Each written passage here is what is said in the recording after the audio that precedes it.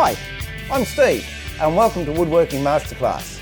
This season what we're doing is making two boxes, a ply veneer box with solid timber edging and a solid timber box with a raised panel lid. Up until now we've been making the boxes and now we've got the carcasses ready, and as I said last episode, now we'll cut the lids off. Now I'll show you two ways of cutting the lids off. There are many ways you can go, but there are two I generally use. And in the first episode when we were building these boxes or designing them, I said you've got to consider what it is you're going to do to take the lid off. Because this one here, I'm not sure if you can see it because they are very small, and that's one reason we made them that small. These keys are spaced, so if I cut this off with the bandsaw, they're going to be nicely spaced with a very fine cut down the middle. If I was to cut this on the table saw, I'd have about a 3 to 4 mil kerf there, which is going to knock the balance of the keys out. So be mindful when you're designing the box how you're going to take the lid off. As I said, we'll do this one on the bandsaw. A couple of things to take into consideration. Firstly, make sure your bandsaw is tuned up. That is, the table parallel, the blade 90 degrees to the table, and the blade is sharp and has the right tension. If not, you can get a bit of wander. And if your bandsaw tracks, which is it goes offline sometimes, you've got to compensate with your fence so you get a straight cut. Because when you're actually cutting on the bandsaw, what you're doing is cutting three sides at once at a couple of points. When you're cutting the end, you're also cutting the front and the back. Now if your table's a little bit out or your saw blade's a bit wonky, you're going to actually not get a nice parallel cut, which isn't disastrous, but hey, why make more work for yourself? It just means you've got to plane a little bit more and sand a little bit more. My bandsaw I've actually tuned up, got a sharp blade on it and got a fence. If you don't have a fence, you might have to make one up out of a piece of timber with some clamps. But I've set it to the depth. I want to cut the lid off. But before I cut the lid off, there's something it's always a good practice to do, and that is use masking tape. Now the reason I do this is because it holds all the fibres together. You should see Bob, he's walking around looking bored. It holds all the fibres together on the exit side of the blade cut so you don't get tear out. More prone to veneers, but in solid timber it also has the same effect.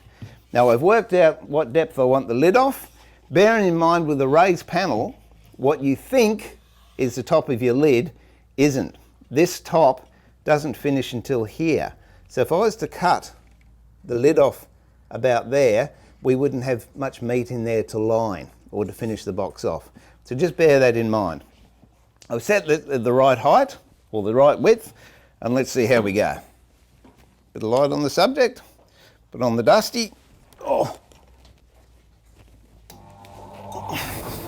knock my head. It's always a good thing to do. Make sure you got a push stick and feed it through slowly. Don't rush it.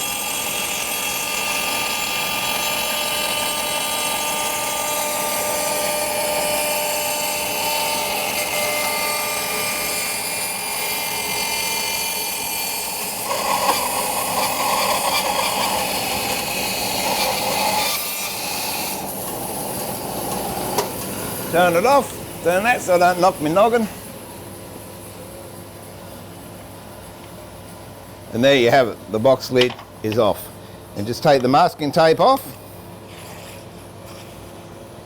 You'll notice that this is a little bit rough where the cut is. And the reason for that is because the saw leaves its mark. I'll show you how to get rid of that shortly. But before I show you how to do that, I'll show you how to take a top off on the table saw. Now this lid actually finishes where that solid edging is. So I can have a slightly shallower lid cut, but but I'm still going to have enough depth to line the inside. Again, masking tape. And some of you might be wondering why I haven't measured. It's because I've made a few hundred of these and I know where I'm going. But it's always a good idea to use a marking gauge if you're not sure. All right. So I'll just go over to the table saw and I'll cut this off. As you can see, I've just drawn a pencil mark where I want the lid to come off.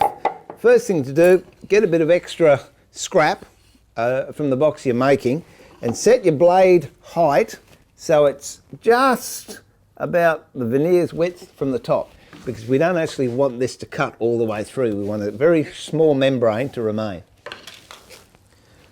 Now I move the fence up, and you'll notice I've got a writhing knife. That's always good to have because it keeps the box, when it's running in the track, straight, so you won't move on the blade, which can be very dangerous.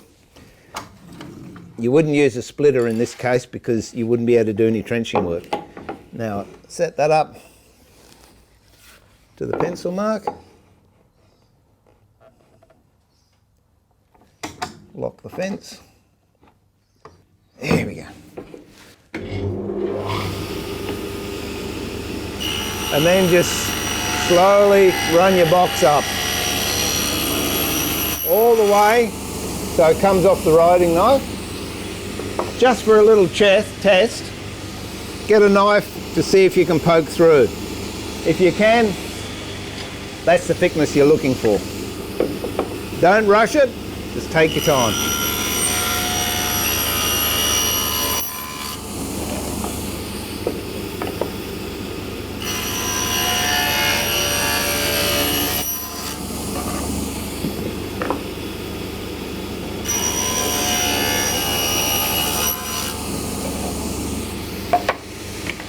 Turn the saw off, and there we go. We'll just go over to the bench and we'll take the lid right off.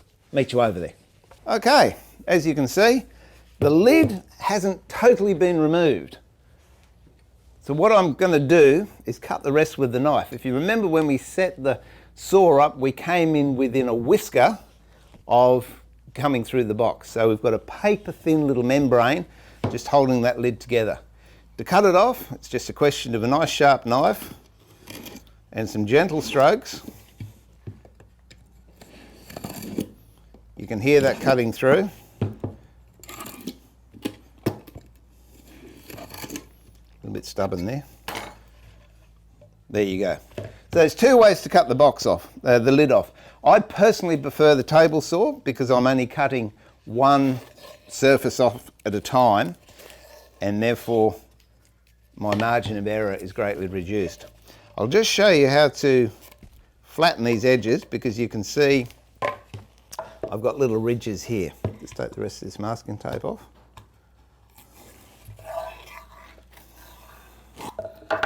Okay. Now if you're near a kitchen shop or a cabinet maker shop, just go down and ask them for a little bit of benchtop material.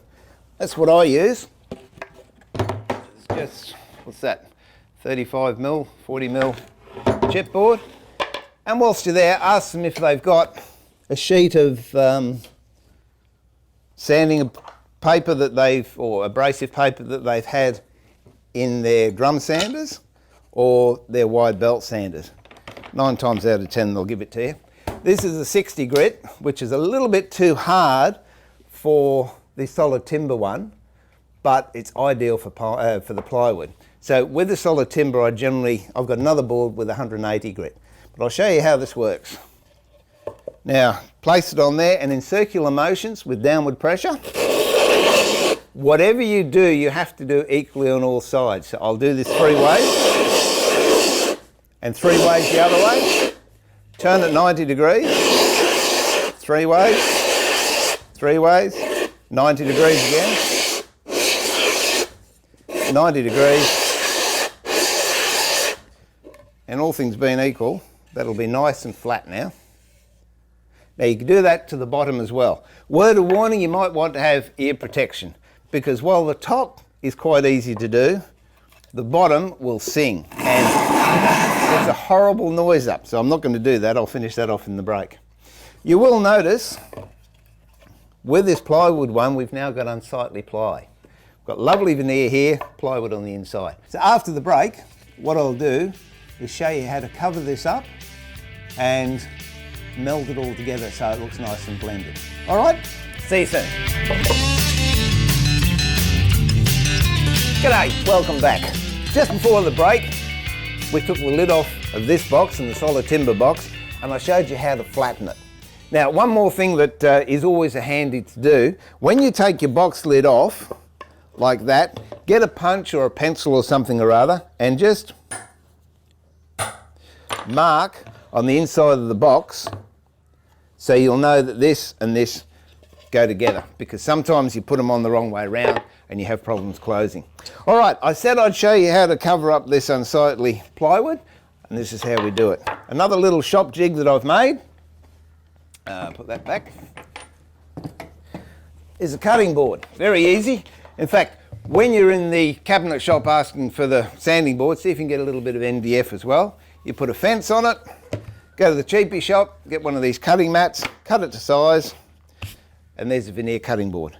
How it works, what I want is veneer strips a little bit wider than the box itself.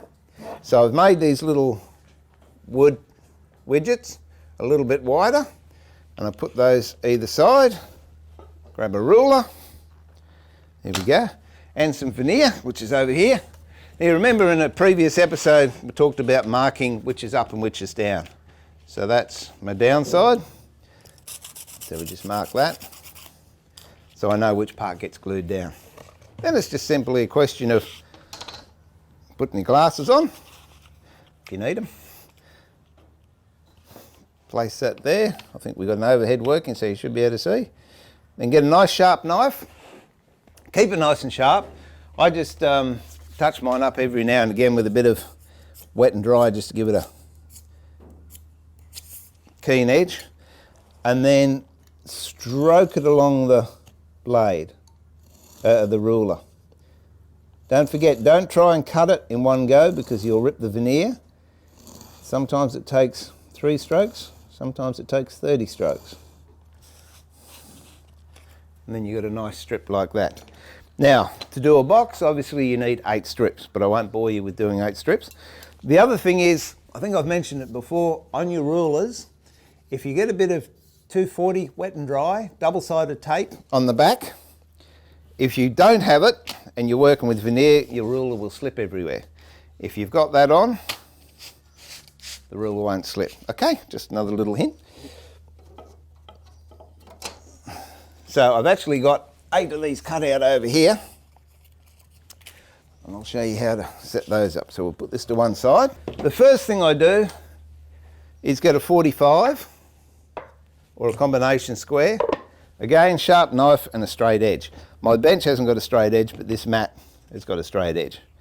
Because I'm left-handed, I always cut the left-hand side first with the pencil facing upwards.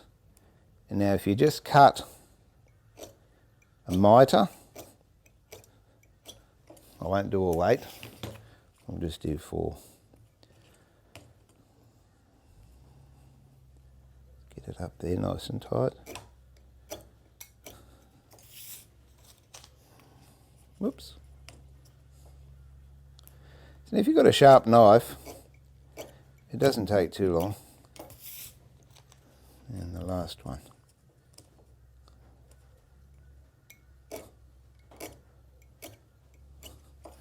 All right, bring your box over. Now that mark I put in the box is just a routine of mine. I always have that mark furthest away from me, and I lay the strips down in a clockwise direction. If you're only doing one box, it doesn't matter, but if you do a lot, it's nice to have a process. So now you lay that upside up, pencil mark down, give it a little mark in the corner, come back to your table.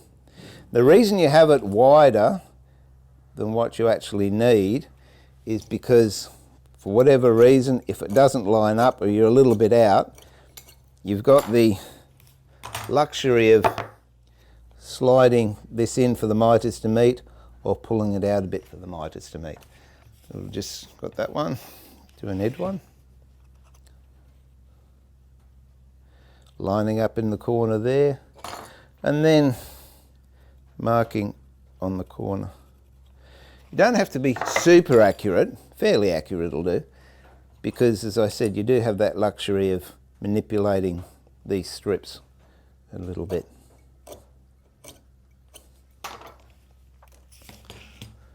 Now I could show you the shortcut, but I think if I can show you the whole process, it might be easy for you to understand.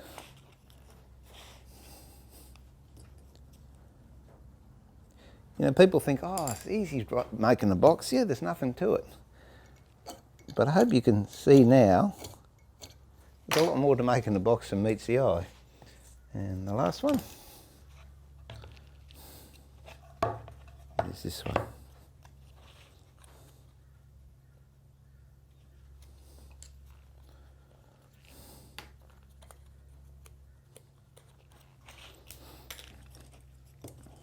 In fact, I reckon I should charge the camera crew, because they're learning all this stuff and they might start their own woodworking shops. A couple of them grinned. Ah, they're a good mob. Okay, now we've got all those cut out and we can start gluing up. What I do, again, trusty wax paper. Lay that out there. Lay your strips in order.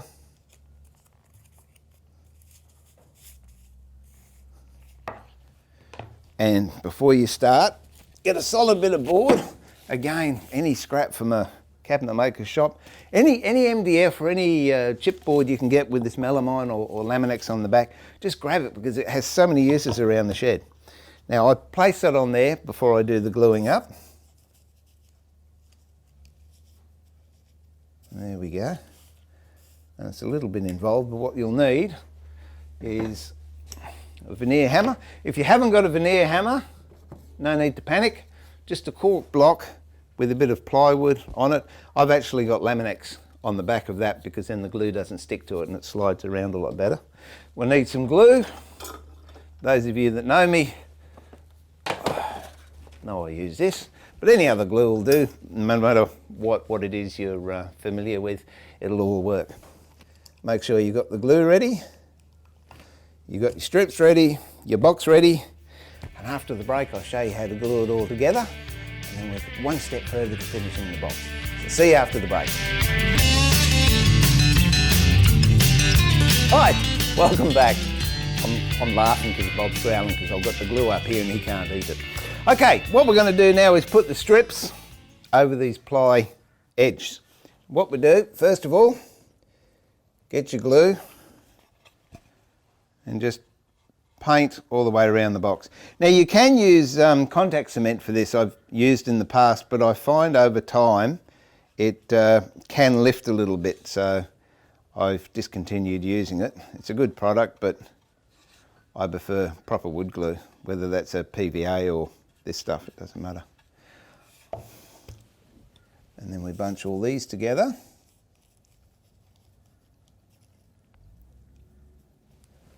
And just give that a good slap of glue. And I've said previously, I'm of the school that believes you can never use too much glue. I would prefer to use too much and clean up than not enough and have a job fail on me. Okay, I'll just put that back over here. Right, now, box on a board, all glued up. These are laid out sequentially. Put my glasses on so I can see what I'm doing. And what you want to do is have a little bit of overhang on the inside and the outside of the box. So I said, if you've got a veneer hammer, and by the way, a lot of people use a veneer hammer like that, whereas the correct way is like that, with that acting as a counterweight.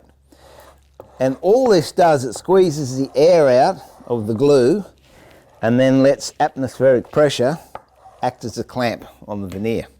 If you don't have a veneer hammer, as I said, cork block with a bit of ply works just as well. Next bit on. Feed it up to the corner.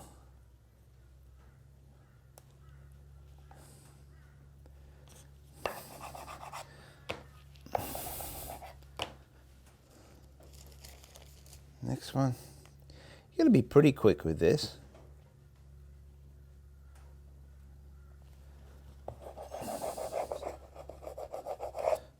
Just hold it down. And the last one. This one is the one, if you're going to have a problem, it's going to be with the last one. But if it's oversized, Bob's eating the bits that I've dropped on the floor. Okay. Now, when you come to the corners, just make sure they're nice and tight. So rub them in nice and hard. And there you have it. Get rid of that one. New piece, wax part down. Now this is the reason I have it on a board. Put another board on top with a weight. Oh! Now what that does, it allows me to move the box without moving the top veneers. So I'll just put this over here out of the way. Then of course you do the top. Fortunately, I knew you were going to be here today, so I cooked one earlier. So this is one I've just taken out of the clamps. As you can see, the wax paper comes off quite easily. And we have nice solid edges. Now to clean them up, again, sharp knife, get rid of that, don't need it. Sharp knife, bit of scrap timber. Doesn't matter what it is, all I want is something to raise the edge of this box, so that'll give me a defined cutting edge down here. And then again, gently, don't rush it, gently cut around the edges.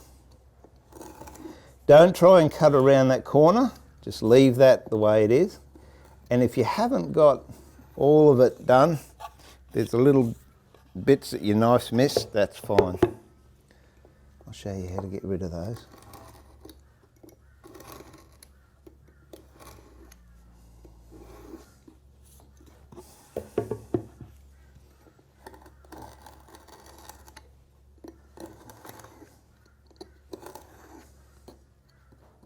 I know it's like watching paint dry, but you can't rush it. If you do, it's going to take you twice as long because you're going to have to do it again.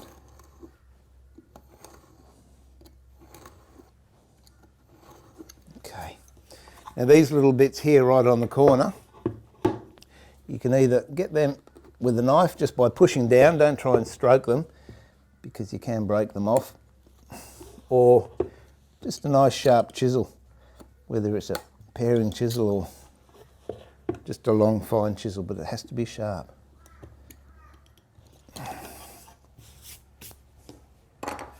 Okay, now that's nearly all flush with the sides. What we've got to do now is feather it in.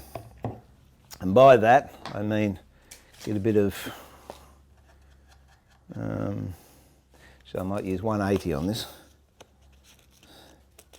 And I'm using the hard part of the cork block, the one with the ply on it, because if I'm using the soft part, it will tend to follow the undulations of the timber and not give me a nice crisp join. So do this, and then you just gently rub it up and down and rolling it at the same time, which gives you a nice clean edge.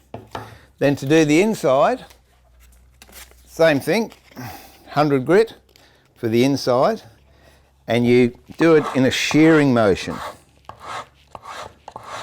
gradually rolling over and rolling in. And again, don't rush this, because if you do, you'll make a mistake. I suppose that's how we learn, isn't it, making mistakes? Then when you've got it all nicely smooth, I'll grab a bit of 220 or 240 and just gently round it all over until finally you'll end up, not that one, until finally you'll end up with the box like that. It's nice and sealed and feathered in, and it looks a lot better than just the plywood. Okay, well that's it for the week. Been a big episode this episode. Next week we'll talk about lining the boxes and making some stands for them. So it's Steve once more pulling the shed door down for another week and saying thanks for being with me, and remember to keep it sharp, but more importantly, keep it safe. See ya.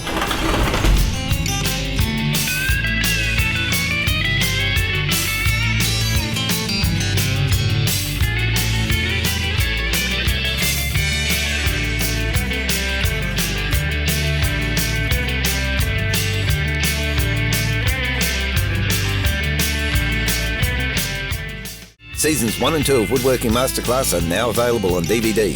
Call 31 Digital on 07 30 10 7331 or head over to the Woodworking Masterclass Facebook page to order. Grab a copy of Woodworking Masterclass on DVD and remember to keep it sharp, but more importantly, keep it safe and enjoy your woodwork. Hi, I'm Steve and this is my mate Bob. And we'd like to invite you along to the next episode of Woodworking Masterclass. If you've been following the progress, we're making two boxes. One is a ply and veneer solid edged. The other is a solid timber one with a raised panel lid. We've got to the stages of fitting the stands, taking the tops and lining the inside. Until then, remember, what is it, Bob? Keep it sharp, but more importantly, keep it safe. Isn't that right?